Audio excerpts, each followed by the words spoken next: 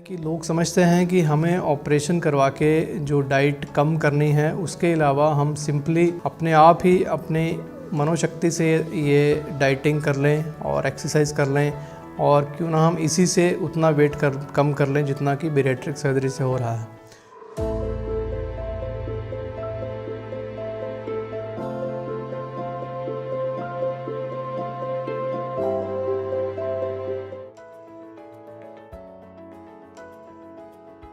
दूसरा जो बहुत बड़ा मिथ है वो ये है कि लोग समझते हैं कि हमें ऑपरेशन करवा के जो डाइट कम करनी है उसके अलावा हम सिंपली अपने आप ही अपने मनोशक्ति से ये डाइटिंग कर लें और एक्सरसाइज कर लें और क्यों ना हम इसी से उतना वेट कम कर लें जितना कि बैरिएट्रिक सर्जरी से हो रहा है।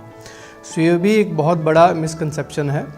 बैरिएट्रिक सर्जरी से कम किया हुआ वेट और डाइटिंग से कम किए हुए वेट में बहुत डिफरेंस है। जब भी आप एक्सेसिव डाइटिंग या एक्सरसाइज या दोनों का कॉम्बिनेशन करते हैं तो 5 से 10% तक यूजुअली वेट लॉस होता है। उसके बाद वेट कम करना बहुत मुश्किल हो जाता है और 95% तक लोग इससे ज़्यादा वेट लूज़ नहीं कर पाते।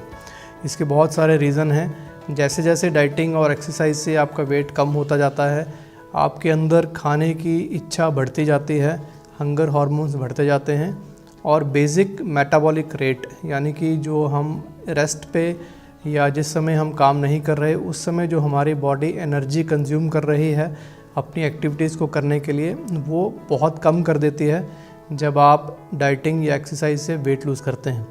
यानी कि अगर आपने 110 kg से वेट कम करके 100 kg पे ले आए तो आपका बॉडी का बेसल मेटाबॉलिक रेट भी बहुत कम हो जाएगा और उससे ऊपर वेट लूज़ करना ऑलमोस्ट इम्पॉसिबल हो जाएगा। जबकि बैरिएट्रिक सर्जरी से पहले तो आप जितना एक्सेस वेट है लगभग वो सारा ही लूज़ कर सकते हैं। यानी अगर आपका 110 वेट है और आइडियल वेट 70 है तो आप यूजुअली ज़्यादातर पेशेंट आराम से 70 kg तक आ सकते हैं।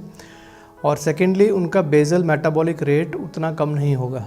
दैट मीन्स कि जब वो अपने नॉर्मल वेट पे आ भी गए तब भी उनका बेसल मेटाबॉलिक रेट लगभग नॉर्मल रहेगा और वो मेंटेन कर पाएंगे अपने वेट को लंबे समय तक। सो इसलिए जो वेट आप बैरिएट्रिक सर्जरी से लूज़ कर पाएंगे वो दूसरे मेथड से लूज़ नहीं होगा अगर आपका BMI बैरिएट्रिक सर्जरी की रेंज में फॉल करता है।